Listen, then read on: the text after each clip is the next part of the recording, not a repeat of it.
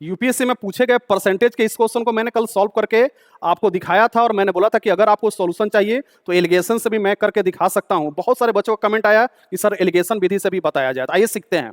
सबसे पहले कल मैंने बोला था कि आय बराबर क्या होता है जी, व्यय प्लस में क्या होता है, बचत होता है। इनकम बराबर क्या होता है, एक्सपेंस प्लस सेविंग होता है। तो बोल रहा है कि 10% हमने बचा लिया, तो 100 रुपए में अगर 10 रुपया हमने बचा लिया, मतलब खर्च कितना रुपया किया है, 90 रुपया।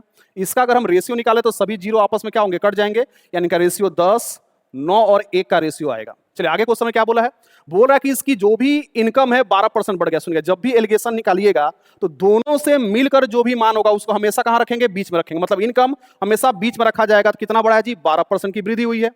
उसी प्रकार हमसे आगे क्या बोला है कि उसके खर्च में 10% की वृद्धि हो रही है। तो यहां हम रख रहे हैं खर्च और यहां क्या लिख रहे हैं, सेविंग। तो इसमें 10% की वृद्धि हुई है। यहां क्या हो रहा है हमको नहीं पता है, वृद्धि हो रहा है कि कमी हो रहा है हमको नहीं पता है, यही हमको बताना है। सुनिएगा, ये जो वैल्यू होता है ये हमेशा दोनों से मिलकर मान होता है।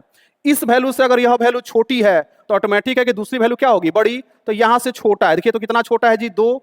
तो यहां से बड़ा होगा, कितना बड़ा होगा यही हमको पता करना है, यही हमको मालूम नहीं है 12% से यहां कितना बड़ा होगा। फिर से मेरी बात सुनिए कि अगर इससे पहली वैल्यू छोटी है तो ऑटोमेटिक इससे दूसरी वैल्यू क्या होगी, बड़ी होगी। कितनी बड़ी होगी थोड़ी देर में पता चल जाएगा। सुनिए, आपने बताया कि आपके खर्च और बचत का जो रेशियो है वह 9:1 है। 9 कितना है जी, 1।